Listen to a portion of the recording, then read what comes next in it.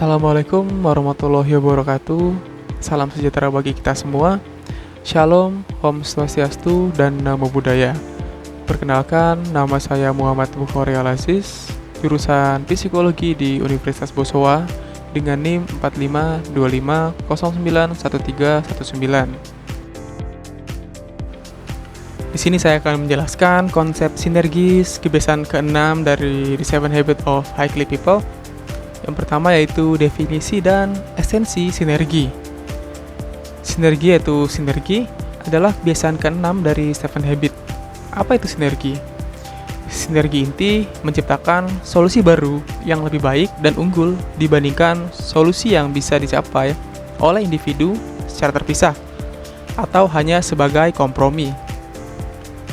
Formula sinergi yaitu 1+1 sama dengan 3 plus atau lebih. Ini adalah prinsip di mana keseluruhan lebih besar daripada jumlah bagian-bagiannya.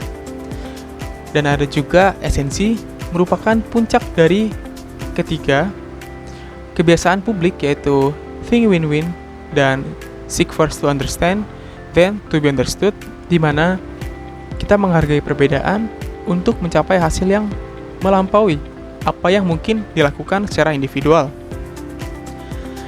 Hubungan dengan kebiasaan lain, sinergi tidak bisa dicapai tanpa, yaitu kebiasaan 4, yaitu think win-win, berfokus pada mencari keuntungan bersama, bukan hanya bagi diri sendiri.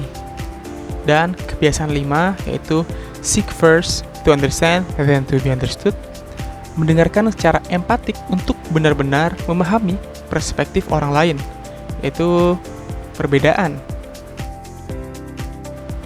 Kita lanjut yang kedua yaitu manfaat utama menerapkan sinergi. Menerapkan sinergi membawa keuntungan signifikan bagi individu maupun organisasi. Di sini ada manfaat di tingkat individual dan manfaat di tingkat kelompok atau organisasi. Saya akan menjelaskan yang utama yaitu di manfaat di tingkat individual. Di manfaat tingkat individual yaitu peningkatan kreativitas, terpapar pada ide dan perspektif yang berbeda, memicu pemikiran inovatif. Yang kedua, pemahaman diri lebih baik, yaitu proses mendengarkan dan berinteraksi membantu menguji asumsi dan memperluas sudut pandang pribadi. Yang ketiga, hubungan yang kuat, yaitu membangun rasa saling percaya dan menghormati, mempererat ikatan, tim, atau kerjasama. Yang keempat, kepuasan hasil. Rasa memiliki dan keberhasilan yang lebih besar karena berkontribusi pada pencapaian yang luar biasa. Sini untuk manfaat di tingkat kelompok atau organisasi, yang pertama, solusi optimal, yaitu menghasilkan solusi yang lebih kreatif, kuat, dan komprehensif untuk masalah kompleks. Yang kedua, peningkatan engagement, yaitu anggota tim merasa dihargai karena kontribusi untuk unik mereka diakui. Yang ketiga, budaya kerja positif, menciptakan lingkungan yang inklusif, kolaboratif, dan merayakan keragaman. Yang terakhir, keempat, yaitu keunggulan kompetitif, yaitu kemampuan adaptasi dan inovasi yang lebih cepat di pasar yang berubah. Kita lanjut yang ketiga yaitu cara menstimulasi dan menciptakan sinergi. Sinergi bukan terjadi secara kebetulan. Ia harus diciptakan melalui proses yang disengaja. Ada beberapa contoh, yaitu yang pertama, yang A, hargai perbedaan, yaitu value the difference. Yang pertama, prinsip dasar. Sadari bahwa perbedaan, yaitu dalam sudut pandang, pengalaman, gaya, dan lain-lain adalah kekuatan, bukan hambatan. Yang kedua, stimulasi. Cara orang-orang dengan cara pandangan yang berbeda dari Anda, jangan hanya bergaul dengan orang yang setuju. Yang B yaitu komunikasi sinergis.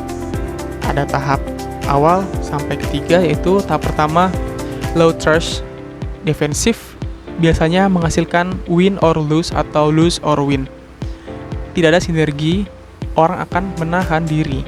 Tahap yang kedua, middle trust, respectful, menghasilkan kompromi. 1/2 plus 1/2 sama dengan 1 adalah saling menghormati, tetapi tidak ada solusi baru yang diciptakan. Dan untuk tahap ketiga, high trust, sinergitik, menghasilkan sinergi 1+1 sama dengan 3 plus. Terbuka pada ide-ide baru, hasil dari mendengarkan, empatik, dan mencari ide ketiga. Di sini ada C, menerima ide ketiga, the third alternative. Yang pertama yaitu presentasikan ide Anda. Jelaskan sudut pandang dan ide Anda dengan jelas. Yang kedua, dengarkan ide orang lain. Gunakan habit kelima, yaitu mendengarkan empatik untuk memahami kebutuhan, keprihatinan, dan ide mereka. Yang ketiga, cari solusi baru. Jangan memilih ide A atau ide B. Bekerja samalah untuk menemukan ide C, solusi sinergi, yang menggabungkan elemen-elemen terbaik dari keduanya dan menghasilkan sesuatu yang baru. Yang terakhir, yang D, sikap dasar, yaitu humanitas intelektual. Akui bahwa Anda mungkin tidak memiliki semua jawaban terbaik. Yang kedua, keterbukaan, yaitu openness, bersedia untuk dipengaruhi dan mengubah pendapat dan berdasarkan masukan dari orang lain. Yang ketiga, jiwa petualang, perilaku proses sinergi sebagai eksplorasi bersama. Kita lanjut yang keempat, yaitu contoh aplikasi sinergi di kantor atau di kampus. Yang pertama saya akan jelaskan yaitu aplikasi di lingkungan kantor, proyek dan keputusan. Di sini ada aplikasi penerapan sinergi, ide ketiga, hasil sinergis, yaitu melampaui kompromi. Untuk strategi pemasaran di penerapan sinergi, yaitu tim penjualan ingin diskon besar. A. Tim keuangan ingin mempertahankan margin tinggi. B. Mereka berdiskusi, tapi hasil sinergis yaitu melampaui kompromi. Solusi sinergis, program loyalty tier baru yang memberikan diskon besar hanya kepada pelanggan berulang dengan volume tinggi. Mempertahankan margin B tetapi meningkatkan volume A secara signifikan. Yang kedua yaitu area aplikasi di pengembangan produk. Untuk penerapan sinergi, tim insinyur ingin menggunakan teknologi X yang sudah familiar, itu A. Dan yang B-nya, tim desain ingin menggunakan material Z yang lebih ramah lingkungan namun asing. Hasil sinergisnya melampaui kompromi, yaitu solusi sinergisnya mengembangkan prototype hybrid yang menggabungkan kendala teknologi X dengan material ramah lingkungan Z, atau variannya yang inovatif mencapai produk unik di pasar. Kita lanjut aplikasi di lingkungan kampus, yaitu tugas kelompok dan organisasi. Untuk area aplikasinya, tugas kelompok, penerapan sinerginya yaitu mahasiswa A fokus pada analisis data mendalam. Mahasiswa B fokus pada presentasi visual yang menarik. Mereka menganggapnya dua tugas terpisah, tapi hasil sinergisnya, solusi sinergisnya yaitu mengembangkan laporan atau presentasi di mana visualisasi data B bukan hanya hiasan, tapi digunakan secara interaktif menjelaskan dan memvalidasi temuan analisis data A. Dan area aplikasi yang kedua, acara organisasi. Untuk penerapan sinergi, yaitu ide ketiga, divisi A ingin membuat acara besar di luar, sedangkan divisi B ingin fokus pada seminar online karena anggaran. Hasil sinergis, solusi sinergisnya yaitu merancang acara hybrid, yaitu ide C, yang memiliki keynote speaker utama secara online, menghemat biaya.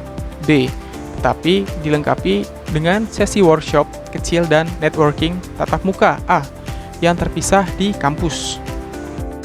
Baik, ini yang terakhir, tapi bukan yang terakhir juga, yaitu yang kelima, kesimpulannya. Sinergi adalah keajaiban. Itu adalah praktik kreatif yang membuat Anda dan orang lain menemukan pilihan baru dan solusi yang lebih baik. Jalankan habit 4 dan 5, yaitu sinergi adalah buah dari win-win, yaitu niat, dan seek first to understand, yaitu alat.